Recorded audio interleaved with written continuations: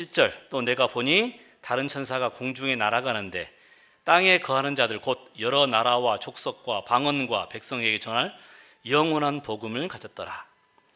그가 큰 음성으로 가로되 하나님을 두려워하며 그에게 영광을 돌리라. 이는 그의 심판하실 시간이 이르렀음이니 하늘과 땅과 바다와 물들의 근원을 만드신 이를 경배하라 하더라. 이건 남은 자손들이 가진 사명, 전할 기별입니다. 특별히 첫 번째 천사의 기별인데요, 영원한 복음을 가진, 특별히 하나님의 심판하실 시간을 증거하는 첫 번째 천사. 영원한 복음이 무엇일까? 하나님이 우리를 구원하셨습니다. 하나님이 우리에게 많은 약속을 주시고 우리를 보호하시고 지켜주시고 또 우리가 11조를 드리면 재물의 축복을 주시고 꼬리가 되지 않냐고 머리가 되는 축복을 주시고, 그게 영원한 복음이 아니고 영원한 복음은 하나님 자신이십니다. 사랑이신 하나님. 우리가 전하는 것은 어떤 문자가 아니고 글자가 아니고 우리가 체험한 살아계시는, 사랑하시는, 우리를 정말 사랑하시는 하나님, 그분을 우리가 증거하는 것입니다. 무엇으로요? 우리의 품성과 우리의 삶을 통해서. 시대의 소망에 보면 이런 말씀이 있습니다. 다른 이에게 끼치는 우리의 과만은 우리의 말보다 우리의 사람됨에 더 크게 좌우된다. 그리스도의 온유하심으로 특징 지어진 언행일치의 생활은 세상에서 능력이 되는 것이다. Be the message. 뭐가 되라고요? 기별이 되라. 우리의 삶을 기별로 만드는 것입니다. 그것이 첫째 천사의 기별입니다. 이 영원한 복음의 내용이 무엇일까? 하나님의 심판의 때가 이르렀으니 그분을 두려워하고 그분에게 영광을 돌리라. 천지를 창조하신 하나님을 경배하라. 왜 우리가 그분께 경배해야 된다고요? 그분이 우리를 만드신 분이시고 우리를 심판하실 분이시고, 그 심판의 관계에 대해서는 오늘 공부하겠습니다. 두렵고 떨리는 개념이 아닙니다. 두 번째 요한계시록 14장 8절에 보면 무너졌도다 무너졌도다 큰 성 바벨론이여 모든 나라를 그 음행으로 인하여 진노의 포도주로 먹이던 자로다. 18장 2절 4절에서는 무너졌도다 무너졌도다 큰 성 바벨론이여 내 백성아 거기서 나와 그의 죄에 참여하지 말고 그가 받을 재앙들을 받지 말라. 바벨론이 무너졌다는 기별입니다. 이 바벨론은 하나님을 대적하는 세력이고 음행은 이단적인 가르침이고 포도주는 진리와 오류가 섞여 있는 상태를 말하는 것입니다. 첫째 천사가 누구를 예비하는 자에 관한 것이라면 둘째 천사의 기별은 어떻게 예비할 것인가, 어떻게 경배할 것인가에 대한 기별입니다. 여러분, 바벨론이 무너지는 것이 복음입니까? 바벨론이 무너져야 그 포로로 잡혀있던 사람들이 풀려 나오는 것입니다. 바벨론이 무너져야 이제 이 지구가 사단의 속박에서 벗어날 수 있는 것입니다. 이것은 약속이자 초청입니다. 그 기별은 누가 전한다고요? 우리가 전하는 것입니다. 세 번째 요한계시록 14장 9절로 11절 만일 누구든지 짐승과 그의 우상에게 경배하고 이마에나 손에 표를 받으면 그도 하나님의 진노의 포도주를 마시리니 그 진노의 잔에 섞인 것이 없이 부은 포도주라. 거룩한 천사들 앞과 어린 양 앞에서 불과 유황으로 고난을 받으리니 그 고난의 연기가 세세토록 올라가리로다. 짐승과 그의 우상에게 경배하고 그 이름의 표를 받는 자는 누구든지 밤낮 쉼을 얻지 못하리라. 짐승과 우상, 이마에나 손에 표를 받는 것, 이것은 계시록 13장에 나오는 내용입니다. 용과 그의 대리인들에게 내리는 둘째 사망의 결과들을 표현하고 있는 것입니다. 그러니 이런 결과가 일어나니 첫째 천사, 둘째 천사가 말한 것처럼 창조주를 경배하고 그 바벨론에서 나오라는 말씀입니다. 그런데 이것이 어떻게 믿음으로 말미암는 의의 기별이 될까요? 이것이 어떻게 복음이 될까요? 이것이 어떻게 영원한 복음이 돼요? 여러분, 이 둘째 사망의 죄의 결과를 누가 대신 지셨어요? 예수님께서. 이들은 짐승과 그 우상과 손에나 이마에 표를 받은 사람들은 그것을 거부한 사람들입니다. 그러나 우리들은, 창조주를 경배하고 하나님께 마음을 드리는 사람들은 이 모든 결과를 예수님께서 받으셨으니 우리는 이제 사망의 해를 받지 않는 저 영원한 천국에 간다고 하는 기별도 되기도 합니다. 우리가 예수님을 믿음으로 말미암아서 둘째 사망의 결과를 받지 아니하고 하늘에 갈 수 있으니 이것이 우리에게 복음이 아니겠습니까? 그래서 오늘 세 천사의 기별을 요약하면 창조주요 심판장이며 영원한 복음이신 사랑의 하나님을 전파하는 것입니다. 이것이 남은 자손의 사명입니다. 그런데 심판하실 시간이 이르렀다고 했는데 도대체 무슨 심판을 말하는 것일까요? 이것이 어떻게 복음이 될 수 있을까요? 우리 재단에서 수탁 운영하는 순창 요양원 사진입니다. 작년 재작년에 노인 학대 사건이 발생해서 고발을 당했습니다. 그리고 1년 넘게 재판을 받았습니다. 45일 영업정지나 1억이 넘는 벌금을 받을 수도 있다고 이야기가 들렸습니다. 그런데 어제 그제 지난 목요일 날 재판 결과가 나왔는데 권고사항, 약간의 권고사항은 있었지만 모든 사건은 무혐의로 처리되었습니다. 변호를 잘 해준 변호사에게 감사를 드립니다. 그럼 이제 끝난 걸까요? 항소나 상고도 있겠죠? 그걸 떠나서 결과문을 받아야 재판은 끝나는 것입니다. 이 재판이라는 단어는 항상 우리를 두렵게 합니다. 심판이라는 단어, 이건 항상 우리를 두렵게 해요. 예수님 오시기 전에 심판을 받는다고 그러니 어찌 그것이 복음이 되며 어찌 그리 하나님은 잔인하고 무서운 분인지. 근데 여러분, 성경이 말하는 이 심판은 두려워할 것이 전혀 없는 것입니다. 다니엘 7장에 보면 옛적부터 항상 계신 자가 와서 지극히 높으신 자의 성도를 위하여 원한을 풀어주셨고 때가 이름에 성도가 나라를 얻었더라. 한글 킹 제임스 버전을 읽어보니까 옛적부터 계신 이가 오셔서 지극히 높으신 이의 성도들에게 심판을 주셨으므로 때가 이름에 성도들이 그 왕국을 소유하였더라. 왕국을 소유하기 전에 하는 절차입니다. 그것도 우리 혼자 하도록 내버려두는 절차가 아니라, 여러분, 순창 요양원은 두려워 떨고만 있었어요. 그러면 그 일을 누가 하셨어요?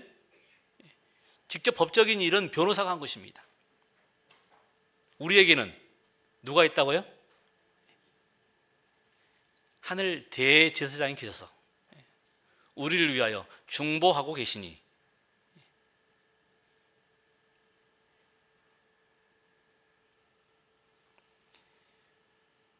여러분, 하나님은 사랑이십니다. 그 관점으로, 그 대쟁투의 관점으로, 그 사단과의 논쟁의 관점으로 바라보면 이 심판은 전혀 다른 결론에 도달하게 됩니다. 사단은 하나님은 무자비하신 분이시고, 그것이 이 대쟁투의 논점입니다. 사단은 계속해서 하나님을 이상한 분으로, 무서운 분으로, 이기적인 분으로 표현하고 있지만, 하나님은 예수님을 통해서, 직접 그분의 삶을 통해서, 그분의 죽으심을 통해서 내가 그런 하나님이 아닌 것을 우리들과 우주 거민들에게 보여주고 있는 것, 그것이 대쟁투입니다. 그렇다면 이 조사심판마저도 뭐라고요? 그런 관점으로 봐야 된다는 것입니다. 우리가 가지고 있는 기본 관념, 심판받는다, 재판받는다는 두려운 관념이 아니라 로마서 2장에 보면 곧 나의 복음에 이른 바와 같이 하나님이 예수 그리스도로 말미암아 사람들의 은밀한 것을 심판하시는 그날이라. 여러분, 여기 심판을 뭐라고 표현했다고요? 복음. 나의 복음에 이른 바와 같이. 심판도 복음입니다. 물론 사람들은 일반적으로 심판 그러면 뭐부터 생각하냐면 내 죄, 내 허물, 내 부족함. 그런데 여러분, 그보다 더 먼저 우리가 생각할 것은 심판장이 누구냐는 것입니다. 변호사가 누구냐는 거예요. 전관 예우를 하는 변호사들이 등장하면, 다시 말하면 법관이나 그쪽에서 이 은퇴하신 분들이 변호를 하면 승률이 거의 100%에 가깝습니다.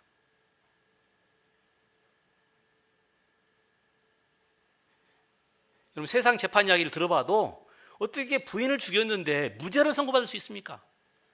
그걸 만드는 능력이 누가 있다고요? 변호사가.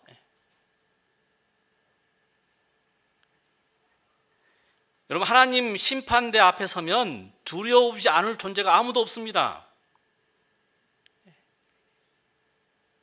내가 80년 동안 교회를 잘 믿고 내가 교회를 해서 헌신을 하고 많은 사람들에게 덕을 끼친 사람일지라도, 우리가 의인이라고 칭할 만큼의 훌륭한 사람일지라도 하나님의 심판대 앞에 서면 두려울 수밖에 없는 것입니다. 그런데 이 심판이 복음인 것은 이 심판의 변호사가 우주 최고의 우리 예수님이라는 것입니다. 그래서 복음입니다. 여러분, 하나님은 구약의 이스라엘 백성들에게 성소를 통해서 어떻게 구원이 이루어지는지, 번제단을 통해서, 물두멍을 통해서 성소 안에 들어가서, 그리고 이 지성소 봉사를 통해서 어떻게 죄가 처리되고 어떻게 죄가 용서되는지, 도말되는지를 보여주셨습니다. 그런데 그 원형이 어디 있다고요? 하늘에 있습니다. 그래서 재림전 초다심판은 우리의 죄의 용서와 도말을 알려주는 성소 교리의 핵심입니다. 이 교리 없이 재림교회가 출발할 수가 없습니다. 이 교리를 이해하지 못하고서는 구원의 온전한 이 것들을 이해할 수가 없어요. 그냥 예수 믿으면 구원받습니다는 너무 초보적이고 기술적인 단계예요. 하나님이 그 이상을 우리에게 보여주셨는데, 증거하셨는데, 무엇을 통해서? 성소를 통해서. 그래서 대쟁투에 있어서 우리는 반드시 이것을 분명하고 확실하게 알아야 합니다.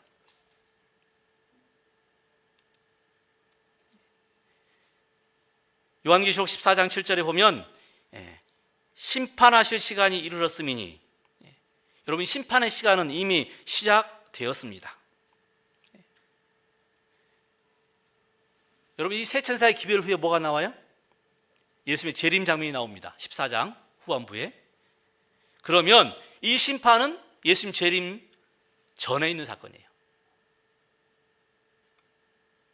다니엘 7장에 보면 세 번씩이나 거듭 이 심판의 장면을 설명했는데, 꼭 작은 뿔에 대한 이야기를 하시고 그 다음에 예수님의 재림 장면이 나오는 그 사이에 꼭 심판의 이야기가 나왔습니다.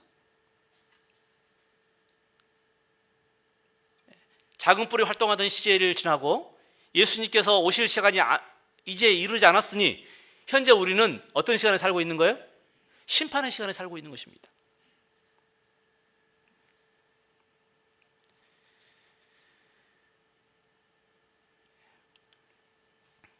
마지막 때 세 가지 심판, 재림전 심판, 천년기 동안의 심판, 그리고 천년기 후에 최후의 집행 심판. 여러분, 이 다니엘 7장 10절, 계시록 14장 7절, 베드로전서 4장 17절에 말하는 이 심판은 천년기 동안이나 천년기 이후의 심판이 아니에요. 그렇다면 재림전 심판을 말하는 것입니다. 우리가 일명 말하는 조사 심판.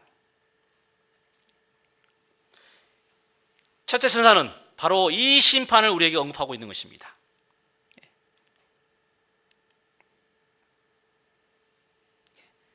옛적부터 항상 계신 이에게 나아가, 이 표현이 재림 때 장면이 아니기 때문에 이 심판은 재림 때에 있을 심판이 아니라는 것입니다.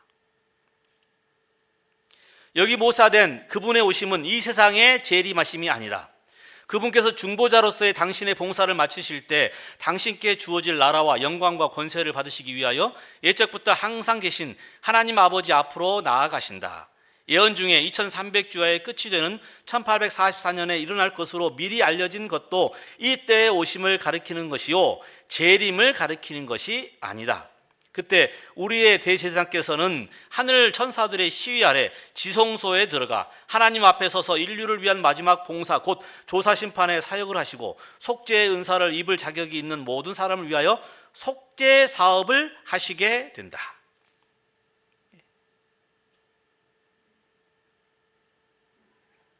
이것을 깨닫지 못하는 사람들이 우리 교단을 나가서 재림교단은 이상한 교단이다. 심지어 목사였던 사람이 나가서 왜요? 말씀드렸지 않습니까? 본인의 정체성을 모르니까. 내가 누군지, 내가 어디에 있는지, 어디를 향해 가고 있는지를 모르니까 그런 일이 벌어지는 것입니다. 불행하게도 참 안타깝지만 불행한 사람들입니다.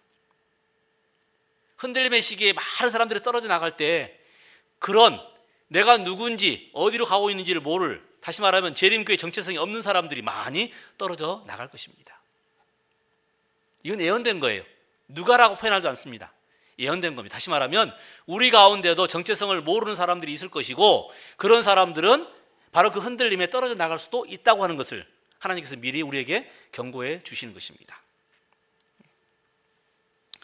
여러분, 이 심판은 책들을 근거해서 하는 심판입니다. 하늘에는 사람들의 이름과 그 행위를 기록한 책들이 있는데 그것들에 의하여 심판의 판결이 결정된다. 도대체 어떤 책을 말하는 걸까요? 세 가지입니다. 생명책. 귀신들이 너에게 항복하는 것으로 기뻐하지 말고 너희 이름이 하늘에 기록된 것으로 기뻐하라. 하늘에 우리의 이름이 생명책에 기록된 생명책이 있다는 것입니다. 기념책. 그때 여호와를 경외하는 자들이 피차에 말하며 여호와께서 그것을 분명히 들으시고 여호와를 경외하는 자와 그 이름을 존중히 여기는 자를 위하여 여호와 앞에 있는 기념책에 기록하셨느니라. 죄책. 하나님은 모든 행위와 모든 은밀한 일을 선악간에 심판하시리라. 여기서 말하는 이 책들이라는 용어가 강조하고 있는 것은 그 기록의 형태가 아닌 그 기록의 객관성입니다. 이 책이 아날로그 방식으로 종이로 기록되어 있을지 디지털로 기록되어 있을지 잘 몰라요. 그래서 중요한 것은 뭐라고요? 기록이 남아 있다는 것입니다. 그리고 그 기록을 통하여 심판하시는 것입니다. 지금 이 세상도 마찬가지지 않습니까? 우리가 이 검찰이 우리를 추적하면 계좌 추적도 하고 CCTV도 보고 통화 기록도 보고 숨길래야 숨길 수가 없어요. 이 코로나 때문에 보니까 내가 어디에 있었는지 어디를 다녀온지를 다 알아요. 카드 기록, 핸드폰 기록. 여러분, 우리가 재림교회라는 걸 사람들이 알까요, 모를까요? 나는 조용히 교회만 다니는데 압니다. 이번에 코로나 때문에 확실히 제가 느꼈어요. 압니다. 어떻게 하느냐? 숲속에 들어가면 사면, 이 산골에 들어가면 모르지 않겠느냐? 제가 과학관에 살 때 정말 깊은 산골인데요. 읍사무소에서 찾아오는 이유가 뭐냐면 인공위성 사진을 찍어보니 이상한 건물 하나 지었다는 겁니다. 그 깊은 산골에 박달재 옆에, 울고 넘는 박달재 옆에, 단종을 유배보냈던 영월 옆에 거기를 위성 카메라로 찍어서 찾아온다는 거예요. 우리가 숲속에 들어가도 이제 숨을 수가 없습니다. 은밀한 통화의 기록들을 다 추적해서 살려놓는데 이제 거짓말도 할 수 없는 것입니다. 특별히 여러분, 제 개인적인 생각을 해요. 가장 완전한 이 기억본이 어디가 있냐면 우리의 뇌에 있습니다. 뇌. 아십니까? 제가 치매 환자를, 제가 아시는 우리 정말 제가 좋아하는 분인데 치매에 걸리셨는데요. 현재 것은 기록이 안 돼요. 뇌장치가 망가져서. 근데 과거의 행동들, 기억들은 다 살아있더라고요. 그래서 우리 기록이 남아있구나. 어디에? 우리의 뇌에 남아있구나. 여러분, 이렇게 강력한 기록들이 남아있다는 겁니다. 그래서 우리가 부정할 수가 없어요. 그리고 우리는 그것을 통해서 심판을 받는다는 것입니다. 그러니 무서운 거예요. 내가 했던 생각들, 내가 아무도 모르게 했던 어떤 행동들이 기록되어 있다는 것이죠. 그런데 여러분, 이 심판에 대해서 분명하게 되면 그런 두려움이 떨어집니다. 이 심판은 누구를 위한 심판이냐면 우리를 위한 심판이라고 했어요. 성도들을 위한, 하나님을 믿는 사람들을 위한 심판이라고 그랬습니다. 악인의 심판은 천년기 후에 있을 일입니다. 그리고 성도들을 위한 심판이 베풀어졌고, 여기 위하다는 표현은 좋은 표현입니까? 나쁜 표현입니까? 좋은 표현이에요.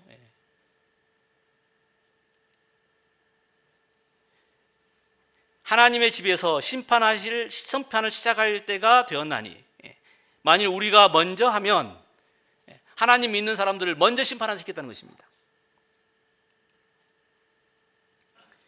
그리고 구약의 이 성소제도를 통해서 매일의 성소봉사를 통해서 우리의 죄를 용서하고, 그리고 해마다 봉사, 지성소 봉사를 통해서 우리의 죄를 도말하는 일들을 계속해 오셨어요. 이 조사심판은 대쟁투의 관점으로 볼 때 이제 죄를 도말하기 위한 과정인 것입니다. 우리가 날마다 드리는 그 피를 완전히 이제 제거하는 과정인 것입니다. 상징적 의식에는 죄를 회개하고 고백함으로 하나님 앞에 나온 사람들, 곧 그들의 죄가 속죄 제물의 피를 통하여 성소로 옮겨진 자들만이 대속죄의 봉사에 참여할 수 있었다. 그와 마찬가지로 최종적인 속죄와 조사 심판의 큰 날에도 하나님의 백성이라고 공언하는 사람들의 경우만을 다루게 된다. 악인들의 심판은 완전히 구별되어 있으며 그것은 그 후에 집행된다. 이 심판에 참여한 자체로 우리는 복된 사람들입니다. 이 심판은 멸하려고 하는 심판이 아니라는 것입니다.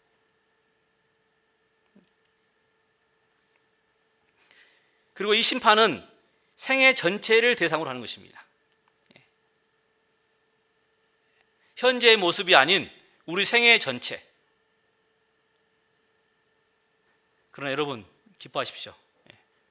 우리가 죄가 없어서가 아니라 우리의 생애를 완전히 지워주고 새로운 것으로 태어나게 하시는, 새 생명이 되게 하시는, 새 피조물이 되게 하시는 예수님의 은혜 때문에 우리가 이 심판에서 감사하며 찬양하며 하나님께 영광 드릴 수 있다고 하는 것입니다. 그런데 이 재림전에 조사 심판이 필요한 이유가 뭘까요? 대쟁투적인 관점에서 하나님이 조사 심판하는 이유는 대쟁투적인 관점에서 바로 심판하지 아니하고 바로 집행하지 아니하고 심판을 하시는 이유는 그걸 통해서 모든 사람에게 이 사람이 옳다는 것을 증명해야 되는 것이고, 모든 우주 거민들에게 정말 하나님께서 하시는 일들이 어떤 일인지를 증명해야 되기 때문에 하는 심판이라는 것입니다. 이것은 죄를 도말하기 위한 심판입니다. 결국 죄를 도말하는 일들은 이런 일들을 통해서만 이루어질 수 있다고 하는 것입니다. 이것은 우주 앞에 공개되는 심판입니다. 이 심판의 목적이에요. 모든 우주 거민들이 사단의 논쟁, 하나님은 불공평하다, 하나님은 무자비하다, 하나님은 이기적이다 라고 했던 그 사단의 그 주장을 반박하는 모습을 봐야 되는 거예요. 모든 우주 거민들이. 그래서 하나님께서는 이것을 공개적으로 심판이라는 제도를 통해서 모든 우주 거민들에게 보여주고 계시는 것입니다. 그렇다면 재림전 조사 심판이 필요한 이유는 무엇인가? 이 심판은 하나님을 위하여 행하여지는 심판이 아니다. 이 심판은 사단의 비난에 대한 답을 제시하고 타락하지 않는 피조물들에게 하나님께서는 오직 진심으로 회심한 자들에게만 그분의 나라를 허락하신다는 확신을 심어주는 근본적으로 우주를 위해 행하여지는 심판이다. 그리고 이 심판은 구원을 확정하는 심판입니다. 여러분, 여기 본문에 지극히 높으신 이의 성도를 위하여 원한을 풀어주셨고, 이거를 다른 버전으로 읽습니다.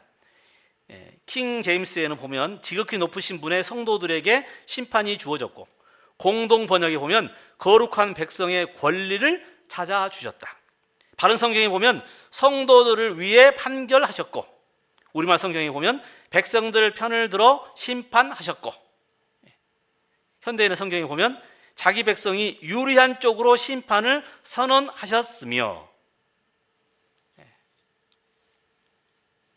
이걸 뭐라고 그러죠? 우리 한국 일반 우리 표현으로 짜고 치는, 그 다음 말 안 하겠습니다. 단상이니까. 짜고 치는, 이미 계획된, 우리의 심판이 그런 심판이라는 거예요. 죄를 용서하고 죄를 도말하고 우주 앞에서 정말 이 사람이 왜 구원받는지를 증명하는 심판.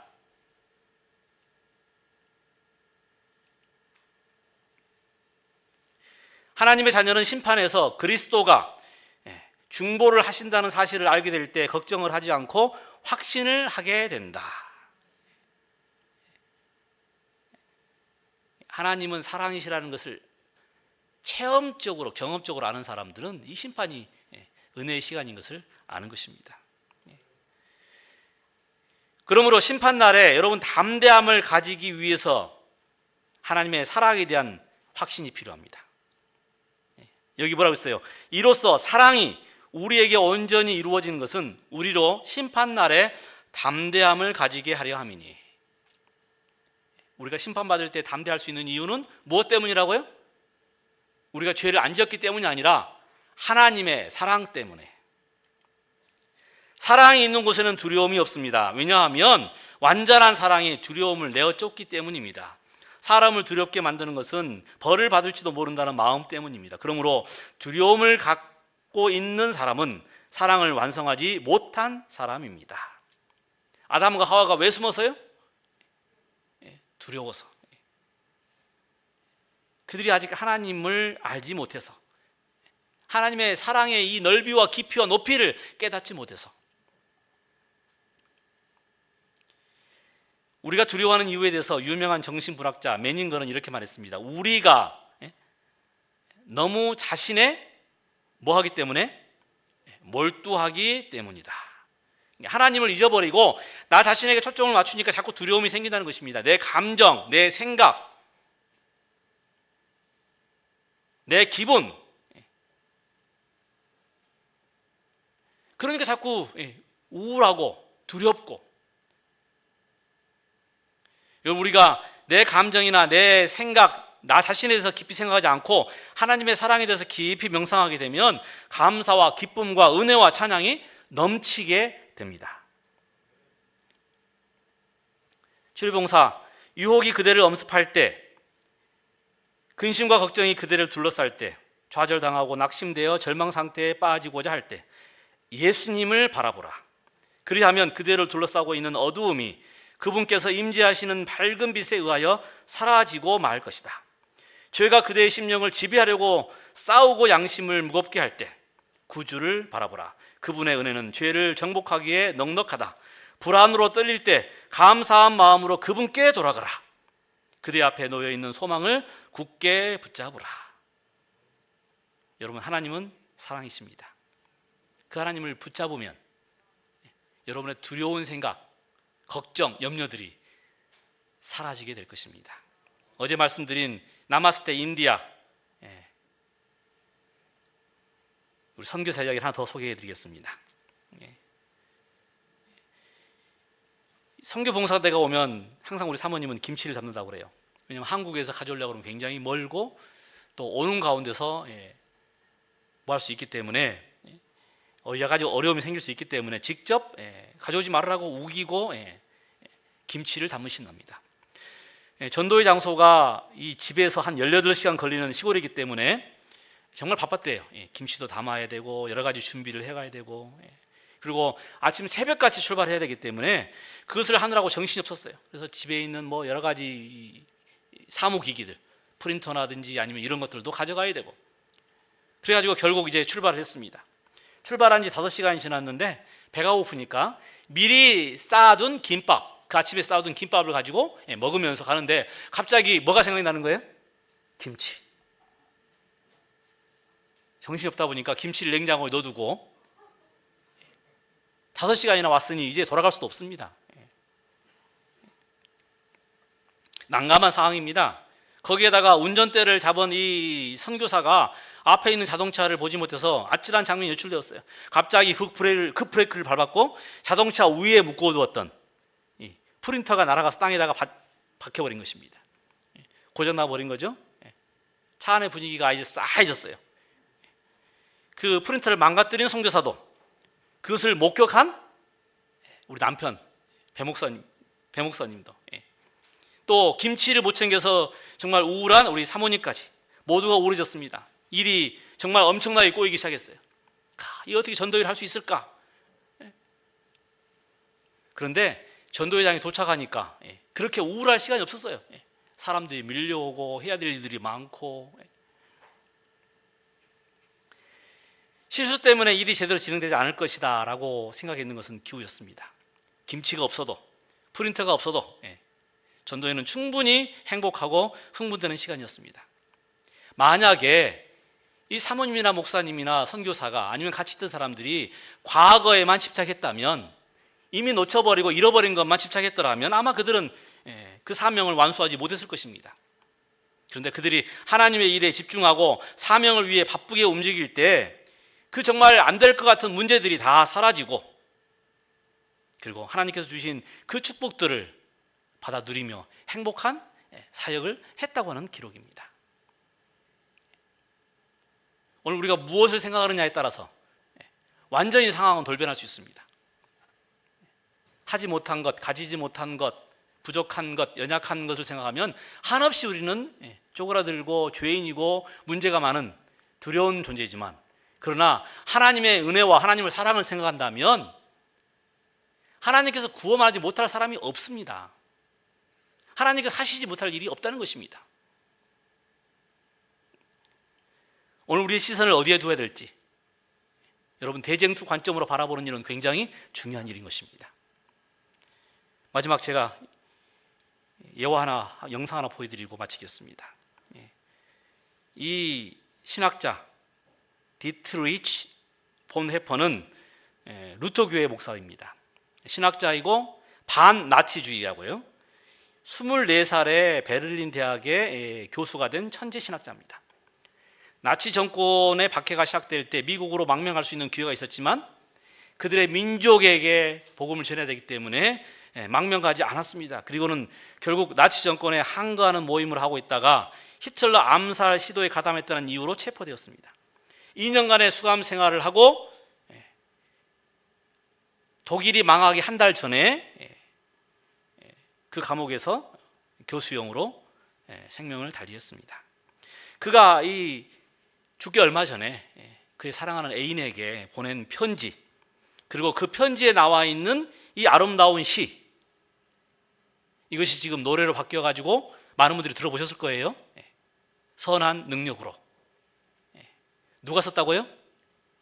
지금 감옥에서 암울한 시간을 보내고 있는 본 회포 목사님이 쓰신 것입니다.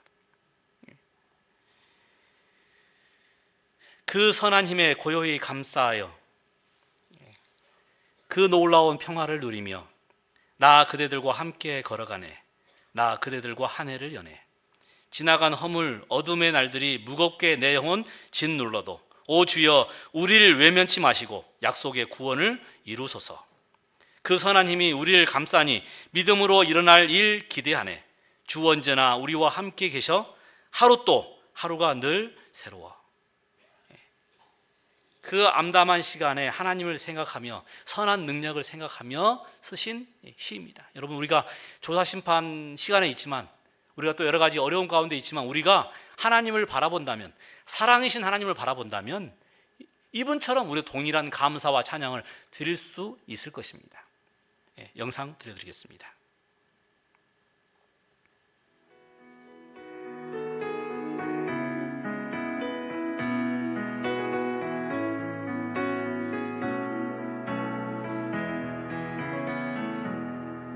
그 선한 힘에 고요히 감사하여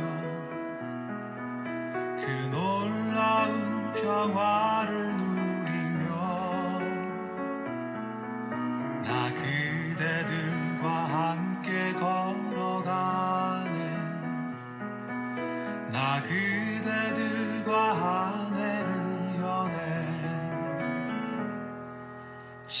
나가 넘을 어둠의 날들이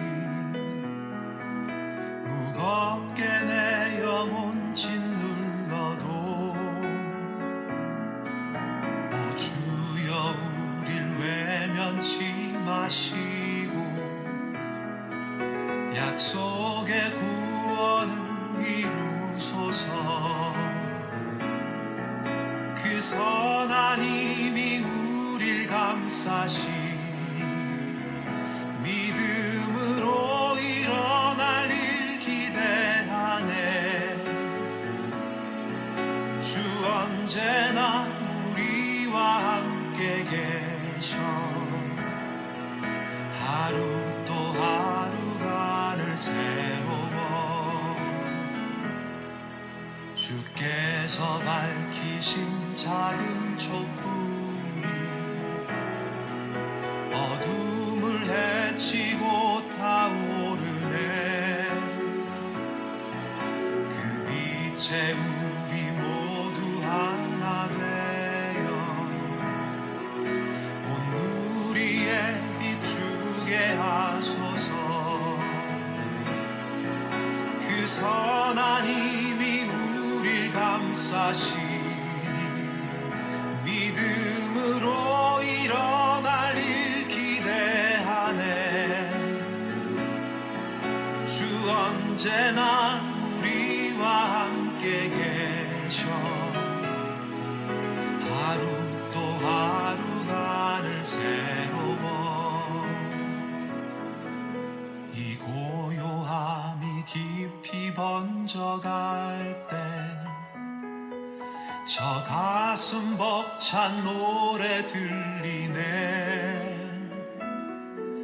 다시 하나가 되게 이끄소서.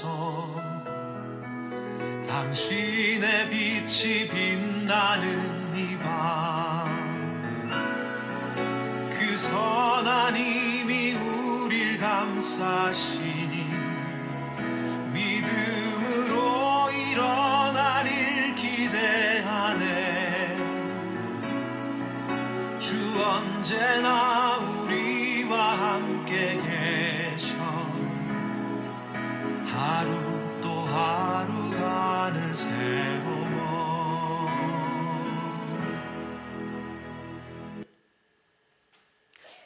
옛적부터 항상 계신 이가 와서 지극히 높으신 이의 성도를 위하여 원한을 풀어주셨고 때가 이름에 성도들이 나라를 얻었더라. 하나님이 우리를 사랑하시는 그 사랑을 우리가 알고 믿었노니 하나님은 사랑이시라. 이 고백이 우리 모두의 고백이 되길 간절히 소망하며 말씀을 드립니다. 기도하겠습니다. 우리 하늘 아버지, 우리를 이토록 사랑해 주셔서 감사합니다. 우리를 불러주시고 사명을 주셔서 감사합니다. 이제 곧 오실 예수 그리스도